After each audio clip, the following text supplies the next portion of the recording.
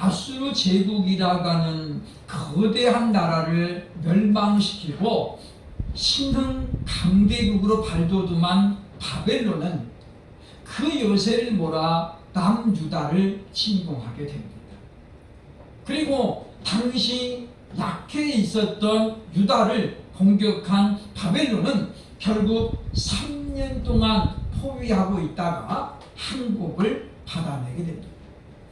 그리고 이 바벨론 왕 느부갓네살은 수많은 인재들을 포로로 끌고 가야 되는 것이죠. 이때가 바로 BC 605년입니다. 이때 바벨론 왕 느부갓네살은 당시 이제 앞으로 장래가 촉망되고 또 학문과 지식을 많이 배우고 있었던 청소년들을 다수 잡아가게 됩니다. 그 가운데 다니엘과 하나냐와 미사엘 그리고 보면 아사랴라는 청년들이 포함이 되고 있었다라고 하는 것이죠. 이 느부갓네살 왕이 3년 동안 바벨론 문화를 가르치면서 왕이 직접 진미를 내려가지고 그들에게 좋은 것으로 먹였습니다.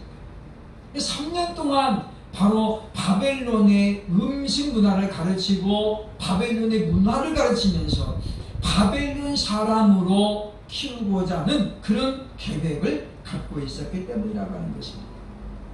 그리고 바벨론 왕의 그와 같은 소원대로 이제 다니엘과 그리고 하나냐, 미사엘, 아사랴는 뛰어난 지략으로 말미암아 방백의 자리에 오르게 되었다라고 다니엘서는 말씀하고 있습니다. 문제는 그 다음에 이제 발생이 됩니다. 꿈을 꾸고 나서 그 꿈에 대한 해몽이 안 되었던 느부갓네살은 다니엘을 통해서 자신이 본 꿈을 알게 되어지고 그리고 그 꿈대로 큰 금으로 된 신상을 하나 만들게 됩니다. 높이가 자그마치 27m가 넘습니다. 그리고 폭이 약 2.7m. 그러니까 27m면 아파트 높이를 따지면 11층 높이입니다. 11층 높이. 그러니까 엄청나게 큰 동상을 만들었는데 그것이 금으로 만들어 있었다라고 하는 거죠. 그리고 왕은 모든 백성들에게 명령을 내립니다. 여러 가지 악기가 울려 퍼지거든 누구를 방문하고 그 금신상에게 절해야 됩니다. 그리고 그와 같은 것이 이제 조서로 선포가 되어집니다. 그러면서 아무든지 절하지 않은 자는 풀무불에 던져넣겠다 라고 왕은 엄명을 내리게 되는데, 근데 문제는 오늘 본문에 나옵니다. 바로 다니엘의 세 친구였던 하나냐와 미사엘, 아사랴. 오늘 본문 12절에는 바로 사드락과 메삭과 아벳느고라고 이름이 되어 있지요. 이 이름은 원래 본명이 아니고 느부갓네살 왕이 공직자로 임명을 하면서 바벨론 신의 이름을 따가지고 이름을 바꿔준 거죠. 그러니까 원래 뜻은 좋은 이름인데 여기서 지금 바꿔준 이름의 뜻은 좋지 않는 이름이라고 하는 것입니다. 그래서 저는 본문의 말씀을 보면서 바뀌어진 이름보다는 원래 이름이 더 낫겠다 싶어서 하나냐와 미사엘 그리고 아사랴라는 이름으로 이들을 소개할 것입니다. 이들이 왕의 그런 준엄한 명령을 받고도 절하지 아니했다라고 하는 것이죠. 그런데 이때 당시 나이가 젊은 청년 시절입니다. 다니엘이 포로로 끌려왔을 때를 많은 사람들이 17살 전후반이라고 이야기합니다. 그리고 3년 동안 훈련받고 그 다음에 좀 교육을 받은 다음에 공직자가 되었으니까 아무리 나이를 많이 먹었어도 지금 20대 초반이라는 거죠. 방백이라고 말하는 본문에 등장하는 이 지위는 지금으로 말하면 도지사급에 해당하는 굉장히 높은 직위입니다. 도지사, 지금도 도지사 뭐 서로 하려고 그러잖아요. 그러니 이 어디서 굴러온 이 돌멩이 같은 것이 와가지고 바벨론의 큰 자리를 차지했으니 바벨론 사람들이 얼마나 시기하고 질투했겠습니까? 야, 니네들 허물만 발견해봐라. 그냥 당장에 모가지다. 그러고 있는데 이제 갈대아 사람들이, 즉 바벨론 사람들이 예의주시해서 지금 보고 있습니다. 그런데 딱 뜨인 거죠, 그죠? 요즘 말로 빼박에 걸린 것입니다. 이 갈대아 사람들이 보니까 이 세 명의 공직자가 왕의 명을 무시하고 절하지 않는 거예요. 그래서 오늘 본문 말씀 3장 8절에 보면 말씀합니다. 그때에 어떤 갈대아 사람들이 나와 유다 사람들을 참소하니라. 이 참소하다, 이 말은 이 카테고레오라는 말인데, 카테고레오, 이 말은 계시록에 몇 번 나오는 중요한 단어입니다. 마지막 때는 사단이 자꾸만 참소합니다. 이 참소하다라는 말의 뜻은 고자질하다, 그런 뜻이죠. 고자질하다. 그러니까 진실을 밝히려는 목적으로 하는 것이 아니라, 고자질이 왜 나쁘냐? 그 사람을 완전히 망신 주고 그 사람을 완전히 망하게 하려는 그런 의도와 목적을 가지고 폭로하는 거예요. 그래서 디모데전서, 디도서에 사도 바울을 통해서 하나님께서 교회의 일꾼들을 세울 때는 자격이 있는데 참소하는 자는 세우지 말라. 아무리 그 사람이 믿음이 좋고 성령이 충만하고 기도를 많이 하고 봉사를 많이 하더라도 참소를 즐겨하는 사람이라면 세우지 말라는 거예요. 왜냐? 이와 같이 다른 사람들을 고자질하는 사람은 결국은 사람들을 이간질시키고 그리고 관계를 파괴하기 때문에, 이 카테고레오라는 이 헬라어 단어를 자세히 찾아보면 이 단어는 고자질하다, 비난하다, 참소하다, 그러면서 무슨 뜻이냐면 찢어놓다, 그런 뜻도 있습니다. 그러니까 참소하는 건 뭐예요? 찢어놓는 거예요. 그 사람 자체를 그냥 완전히 그냥 망해내려고 하는 거죠. 그렇기 때문에 참소라는 것은 대단히 안 좋습니다. 그런데 여기에 지금 걸린 거라는 거죠. 그래서 이 몇몇의 갈대아 사람들, 즉 바벨론 사람들이죠, 유다 사람들을 참소하니라 라고 말합니다. 결국 문제는 여기서 시작됩니다. 왜 이들은 왕의 명령에 응하지 않았을까요? 풀무불 속에 던져지면 뼈조차도 건질 수 없습니다. 그것을 몰랐을 리가 없습니다. 그럼에도 불구하고 그들이 이와 같이 왕의 명령에 정면으로 거절하고 그들의 믿음을 지킨 것은 무엇 때문이냐? 도대체 무엇 때문에 이들에게는 어떤 소망이 있기에 이와 같은 모험을 감행했을까? 이 시간 우리가 함께 살펴보면서 풀무불의 위협 가운데서도 이들이 가졌던 소망의 근거가 과연 무엇이었을까? 무슨 근거로 이런 소망을 우리에게 보여주고 있는지 함께 살펴보면서 우리도 이런 소망으로 무장할 수 있는 저와 여러분 되시기를 주의 이름으로 축원합니다. 첫째로 오늘 본문 14절로 15절 보면 하나님을 향한 정절이었다라고 말씀하죠. 하나님을 향한 정절이 바로 이들에게는 소망으로 나타나고 있었다라고 하는 것입니다. 14절 15절에 보면 느부갓네살 왕이 친히 이 세 사람을 찾아옵니다. 그리고 회유와 협박을 하게 되는 것이죠. 오늘 이 본문의 말씀은 굉장히 중요합니다. 왜냐하면 당시 왕이 지금 왕의 명령을 어긴, 더군다나 공직자잖아요. 지금으로 말하면 공무원인데 공무원이 대통령 명령을 우긴 거잖아요. 그러면 당시 왕이라고 하는 것은 신의 대리자였습니다. 신의 대리자. 그러니까 그냥 단번에 풀무불에 던져놓어도 아무런 문제가 없는 거예요. 근데 이 느부갓네살 왕이 왜 이 세 명의 친구를 찾아왔을까요? 그것은 이 세 사람이 너무나도 귀한 인재였기 때문입니다.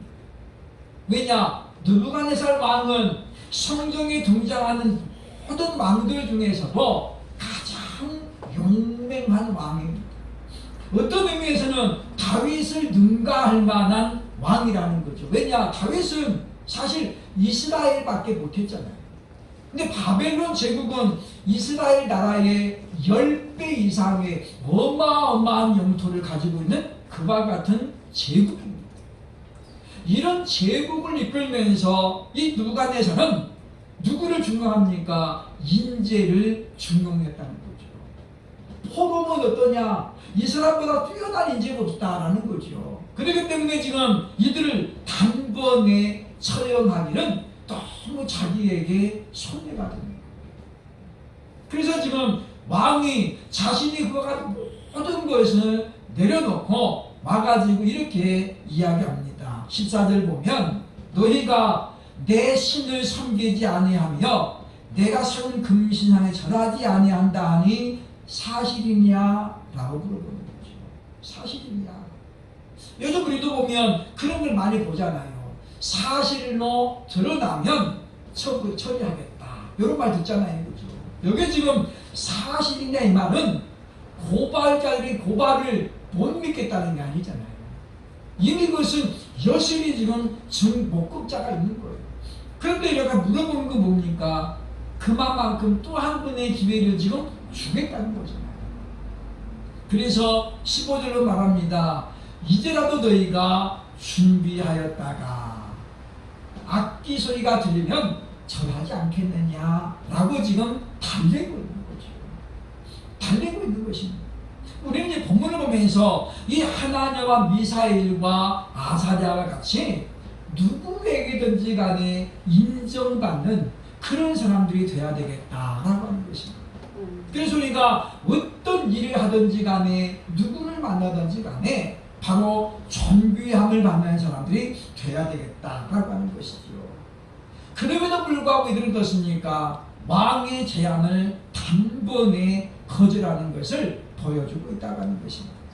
그것은 왜냐하면 그들이 그동안 겪었던 하나님의 은혜와 사랑에 대한 하나의 보답이라고 하는 것입니다. 신앙의 결과라고 하는 것입니다. 왜냐하면 이들은 자신이 지금 하나님 앞에 누구인지를 알고 있었다는 것이죠. 하나님의 백성이라고 하는 그와 같은 선을 떠나서 우리는 바로 그리스도 예수의 신부라고 하는 것입니다. 사도 바울은 고린도후서 11장 2절에서 이렇게 이야기합니다. 내가 하나님의 열심으로 너희를 위하여 열심을 내노니 내가 너희를 정결한 처녀로 한 남편인 그리스도께 드리려고 중매함이로다. 바울이 지금 무슨 이야기합니까? 너희를 남편인 그리스도에게 중매하려고 내가 지금 열심을 내고 있다. 그러면서 뭐라고 얘기합니까? 성도는 곧 그리스도 예수의 신부다라고 말하는 거죠. 그러면 신부에게 가장 중요한 것이 무엇이겠습니까? 바로 정결입니다. 돈이 좀 없어도 괜찮습니다. 좀 외모가 떨어져도 괜찮습니다. 그러나 정결이라고 하는 것은 가장 중요한 그와 같은 요구 조건이 된다라고 하는 것입니다. 왕의 신상에 절 한번 하는 것 그게 뭐 그렇게 대수이겠느냐라고 말하는 사람들이 있습니다. 그러나 정절은 한 번 이르면 그걸로 끝입니다. 한 번이 한 번으로 끝나지 않기 때문이다 라고 하는 것입니다. 그래서 이들은 이와 같이 하나님을 향한 정절이 있었기 때문에 소망을 가지고 왕의 제안을 거절할 수 있었음을 우리는 기억해야 된다라고 하는 것입니다. 그러므로 우리는 하나님께서 우리에게 주신 은혜와 사랑을 기억하면서 우리들도 하나님이 나를 이와 같이 어려울 때에 나와 함께 하셨다. 하나님만이 나의 힘이시다라는 믿음을 가지고 우리가 하나님을 향한 정절로 세상의 어떤 유혹과도 맞서서 이길 수 있는 그와 같은 심령들 될 수 있기를 주의 이름으로 축원합니다. 둘째로 이들이 가졌던 소망의 근거는 과연 무엇입니까? 16절로 18절 보면 하나님의 능력에 대한 믿음이다라고 설명하죠. 이들이 소망을 가졌던 근거는 뭐냐? 믿음이라는 거죠. 하나님의 능력에 대한 믿음입니다. 그것은 이와 같이 17절에 말씀합니다. 왕이여, 이 17절 보면 우리가 섬기는 하나님이 계시다면 우리를 맹렬히 타는 풍물뿐 가운데서 능히 건져내시겠고 왕의 손에서도 건져내시리이다. 오늘 17절 말씀에 아주 중요한 단어가 하나 있습니다. 하나님이 계시다면. 여기 지금 계시다면이라는 단어는 원문에는 없는 단어입니다. 그리고 한글 개역 성경에도 이 단어가 없습니다. 그런데 유별나게 이 개역 개정에만 이 단어가 딱 들어가 있는 거죠. 이 철저하게 인본주의적으로 성경이 지금 번역된 것입니다. 왜냐하면 우리가 본문의 17절 문자로 보면 하나님이 계시다면 이 말은 무슨 말이에요? 안 계실 수도 있다는 이야기잖아요. 하나님이 계시다면 이렇게 되면은 가정법이 되잖아요. 가정법이. 그러면 우리가 가진 믿음의 근거는 하나의 모래성과도 같습니다. 원어에는 분명히 없는 단어입니다. 원문에 보면 hen이라는 접속사가 있습니다. 접속사가 있는데 그럴 것이면 그렇게 번역이 되거든요. 그럴 것이면. 그러니까 보면 우리 하나님이 계시면이 아니라 왕이여, 만일 왕이 그럴 것이면, 이 말은 무슨 말이에요? 우리를 풀무불에 던져 넣는다면 그런 이야기거든요. 그리고 이야기합니다.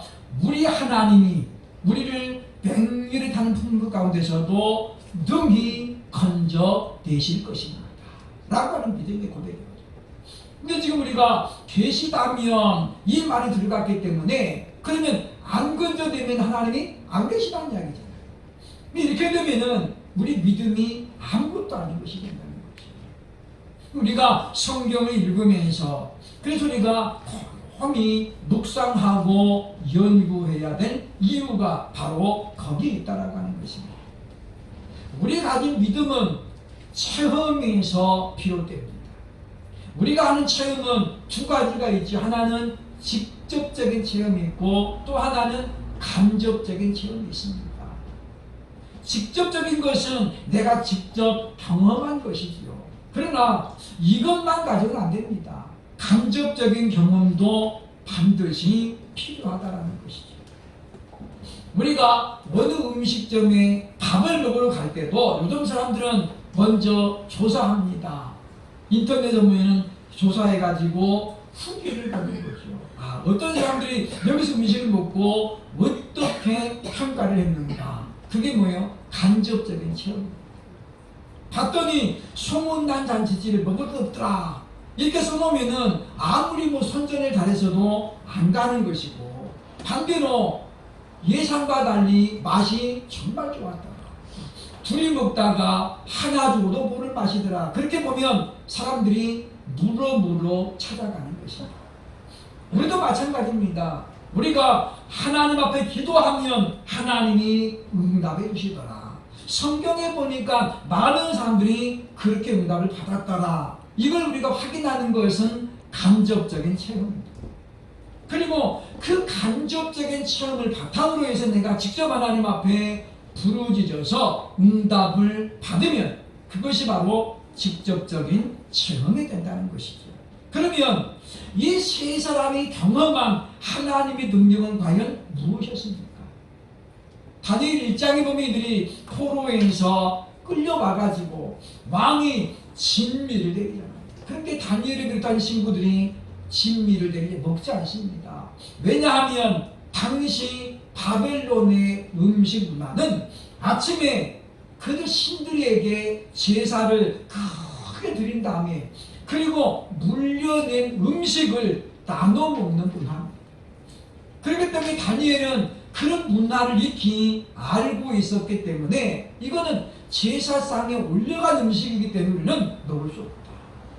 어떤 사람들이 이야기합니다. 다니엘이 채식주의자에서 고기를 안 먹으려고 그랬다.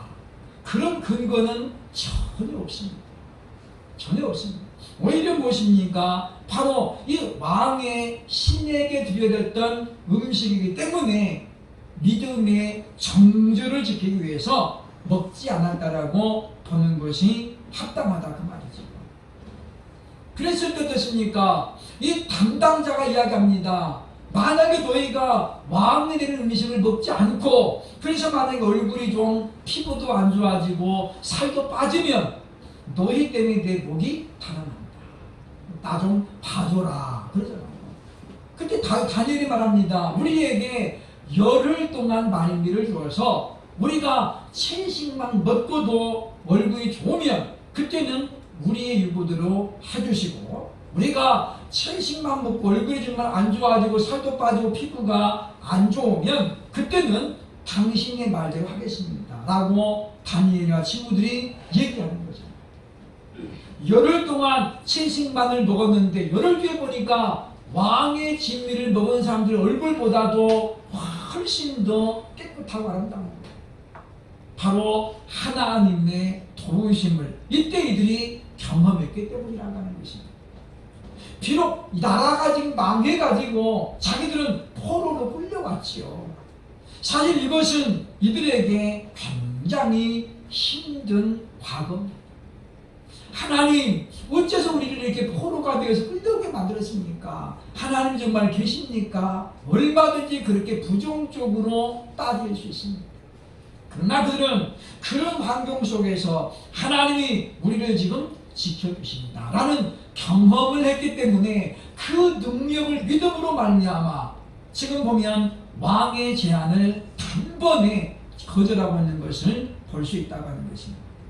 왕이여 이 일에 대하여 왕에게 대답할 필요가 없습니다. 얼마나 멋집니까? 얼마나 당당합니까? 이와 같은 근거는 바로 하나님의 능력에 대한 믿음이었다고 하는 것이죠. 저와 여러분도 수많은 간접적인 체험을 좀 우리가 가지고 있습니다. 우리가 성경을 읽는 이유가 무엇입니까? 바로 이와 같은 간접적인 체험을 통해서 하나님을 아는 데 있습니다. 그리고 그것을 기준으로 해서 우리도 직접적인 체험을 해야 된다라고 하는 것입니다.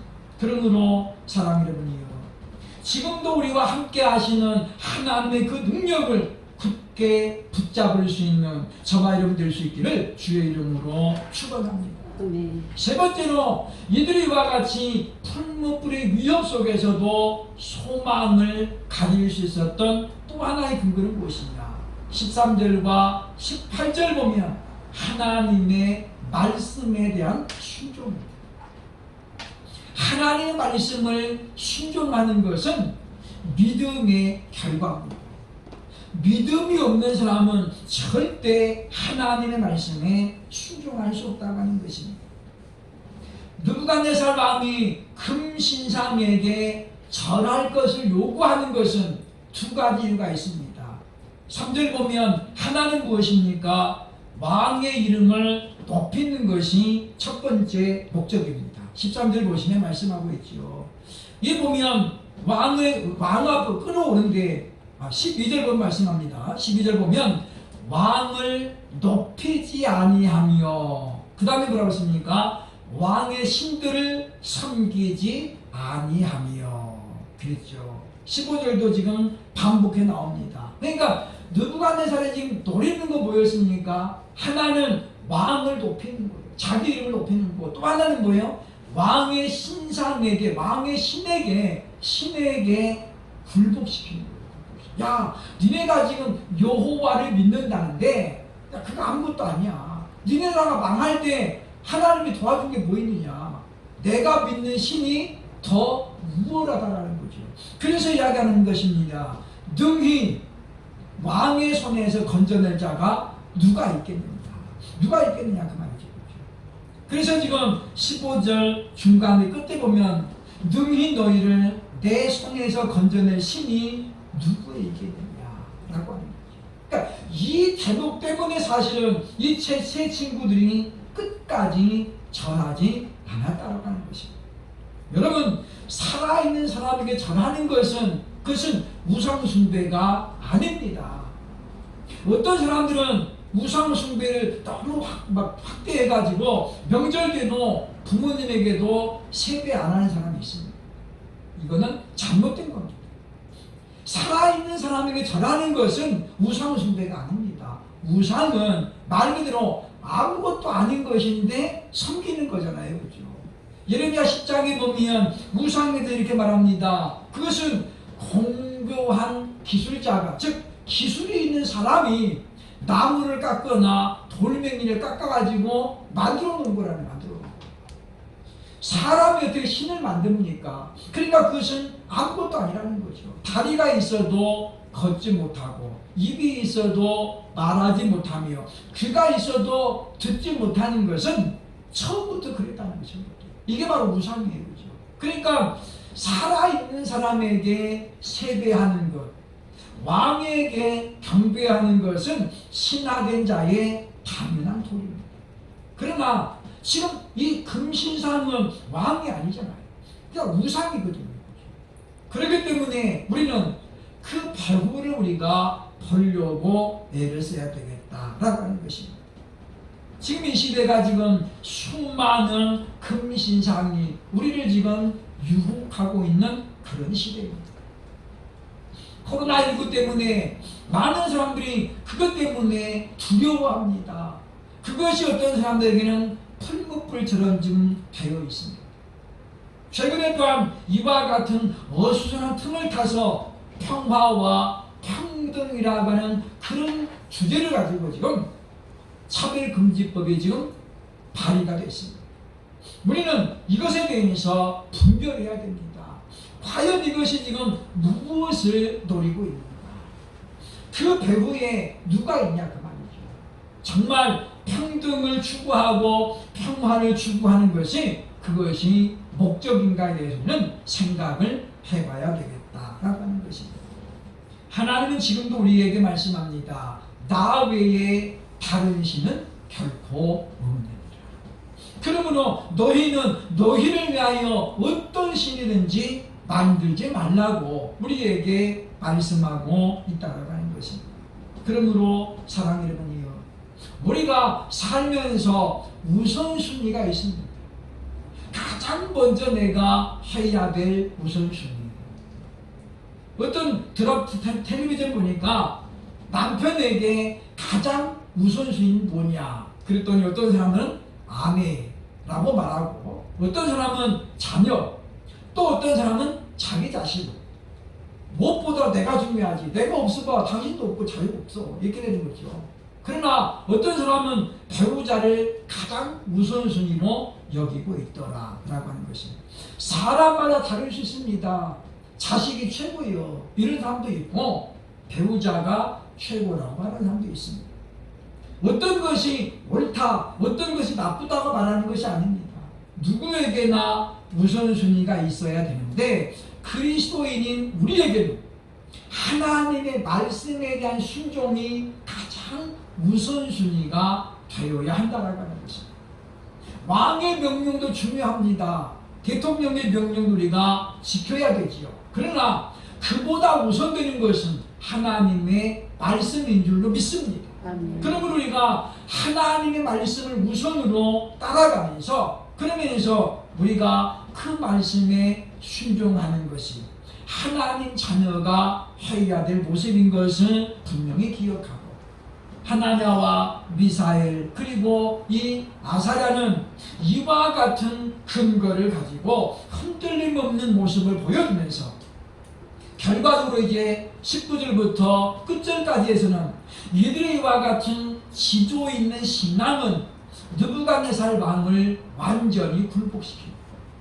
그리고 그 오만한 느부갓네살 왕 입술에서 너희가 믿는 하나님이 모든 신의 신이다. 이와 같은 엄청난 고백을 하게 되는 것을 보게 된다고 하는 것입니다.